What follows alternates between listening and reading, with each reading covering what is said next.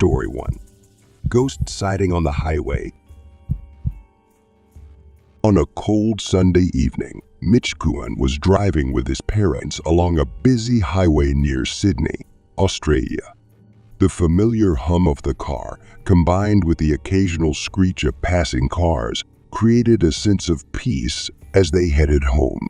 The road ahead was clear, and Mitch, who was sitting in the passenger seat, leisurely watched the night fall through the windshield. His dashboard camera was recording, a habit he had developed after hearing too many stories of strange incidents captured on tape. Without warning, something caught Mitch's eye. A small, fragile figure appeared right in the middle of the highway. His heart skipped a beat at the sudden appearance of the figure. It was a child, no older than 6, wearing a tattered blue jacket. The child's pale face was eerily illuminated by the car's headlights, and for a moment, time seemed to stand still. Mitch screamed, alerting his parents, and his mother, who was driving, swerved to avoid the child. They almost hit the small figure as they passed. Gasping, Mitch spun in his seat to look back, but the child was gone. There was no sign of anyone on the road. Shaking, his mother stopped the car on the side of the highway. Mitch's hands shook as he fumbled for his phone to call the police. He stammered into the phone. "There's a child on the highway. You need to get someone out here, quick." The police assured them they would investigate. The family waited in the car, eyes glued to the dark road ahead. Minutes turned into hours and unease grew. Mitch's mother called the police again, bringing the dashcam footage as evidence. This time, the police on the other end of the line seemed more certain. "The child is found," he said, dismissing the need for the footage. Relieved, the family drove home, trying to shake off the night's strange encounter. But the unease remained, gnawing at Mitch. The next day, he posted the dashcam footage on Facebook, hoping to put the incident behind him. The video quickly gained attention, and soon national news reporters were calling, eager for more details. When reporters contacted the police for more information, the story took a terrifying turn. The police denied ever finding the child. In fact, they claimed that they had searched the area thoroughly and found no trace of anyone. They insisted that no missing children had been reported in the area. The officers who spoke to Mitch and his family, they were never identified. Mitch's mind raced with possibilities, each more disturbing than the last. Had he encountered a lost soul, a terrifying apparition wandering the highway? And why had the police reacted so strange? The footage became a local legend, spawning debate and theories about what Mitch had actually seen. But one question haunted him more than anything else. What if the child wasn't lost? What if he was waiting? Story 2. The Haunted Family House. Rockwood, Tennessee is a quiet town, and for Tommy Wells and his family, it has been home for many years. But their peaceful life has been shattered by a series of unexplained and terrifying events. From the moment they moved into their house, the family has felt a strange presence, something they can't see or fully understand. At first, it starts with subtle disturbances, objects moving on their own, cold spots appearing out of nowhere, and a feeling of being watched. But the activity quickly escalates.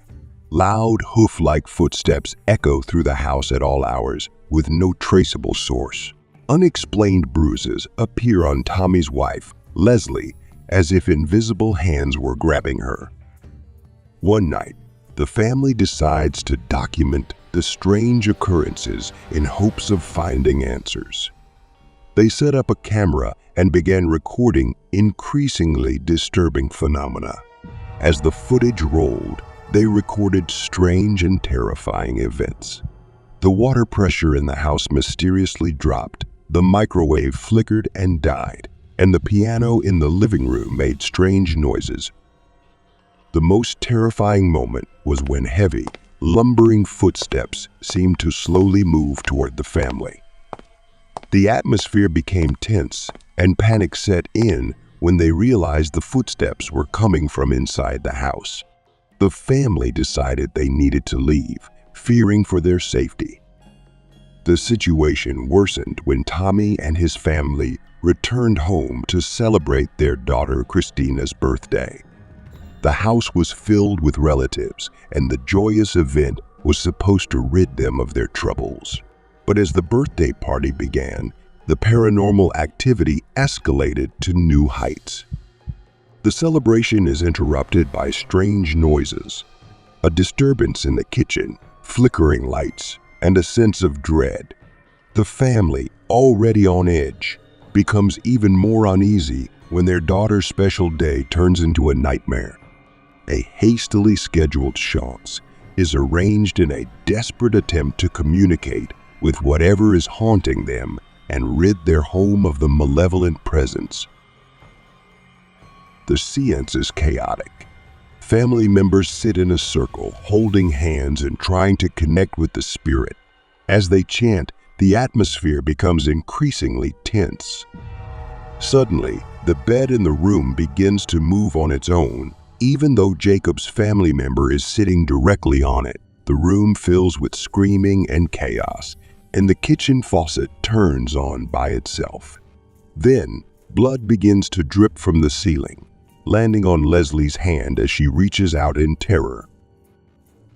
The séance fails, and the family's terror grows. They decided to leave the house for good, moving away to escape the lingering hauntings. While their new home brought some relief, the paranormal activity subsided but never completely disappeared. Videos posted online of the haunting have become a source of curiosity and horror for viewers. The family's experience remains a chilling reminder of the possible presence of malevolent forces and the lengths people will go to escape the supernatural. The Wells family story leaves many unanswered questions, and the haunting of their home has become a cautionary tale for those who dare to investigate the unknown. If you enjoyed this chilling tale and want to hear more horror stories that will leave you breathless, give this video a like and subscribe to our YouTube channel. By liking and subscribing, you will never miss the latest horror stories and safety tips to stay alert. Your support helps us bring you more thrilling content and build our community of horror enthusiasts. Don't forget to hit the notification bell so you'll be the first to know when a new video is released.